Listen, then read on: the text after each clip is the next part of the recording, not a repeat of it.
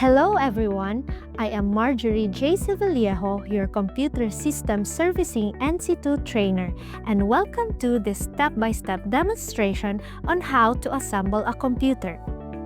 By the end of this video, you'll learn how to assemble a functional computer safely and efficiently. Let's begin. Before starting, make sure that you have all the necessary tools and equipment. A Phillips screwdriver, an anti-static wrist strap, a thermal paste if needed, and all the components of a computer. Always prioritize your safety. Work in a clean, dry area with proper lighting. Ensure you are grounded to prevent static electricity. Keep drinks and food away from your workstation. Also, remove any jewelry while assembling a computer.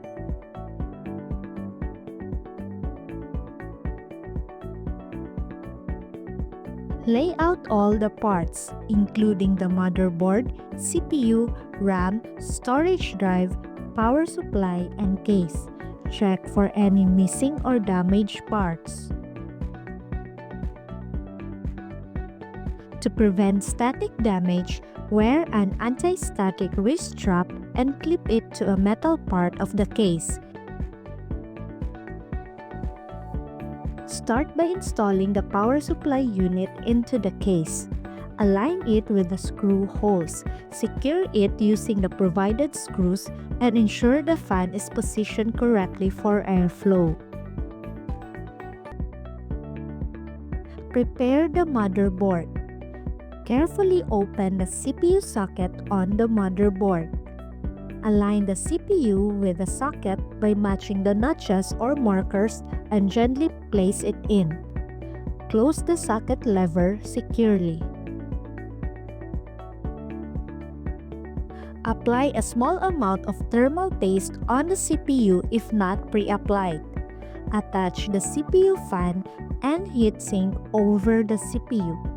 Secure it using the provided clips or screws and connect the fan cable to the motherboard. Locate the RAM slots on the motherboard. Align the notch on the RAM stick with the slot. Then, press down firmly until it clicks into place. Ensure both sides are locked. Next, attach the motherboard to the case.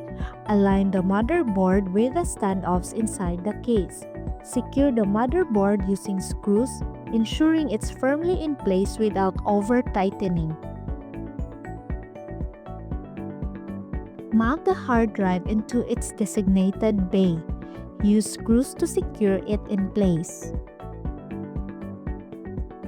Locate the HDD slot on the motherboard and align the video card's connectors with the slot.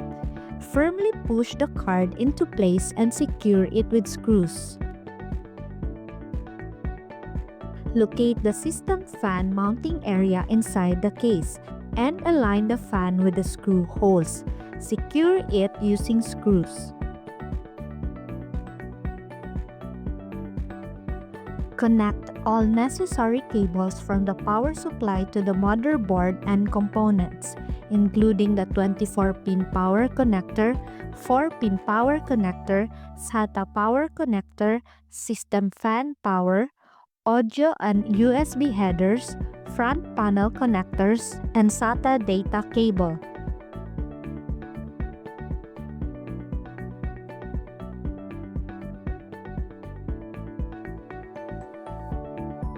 Ensure all connections are firm and organize the cables using zip ties.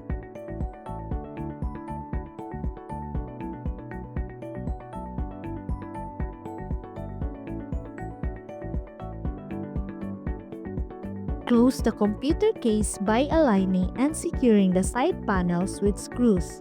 Ensure all parts are secured and nothing is loose inside.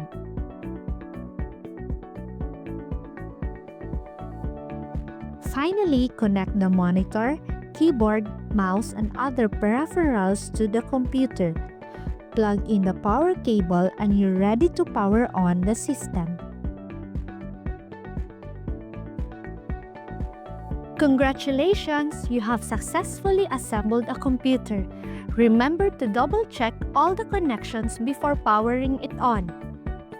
Thank you for watching!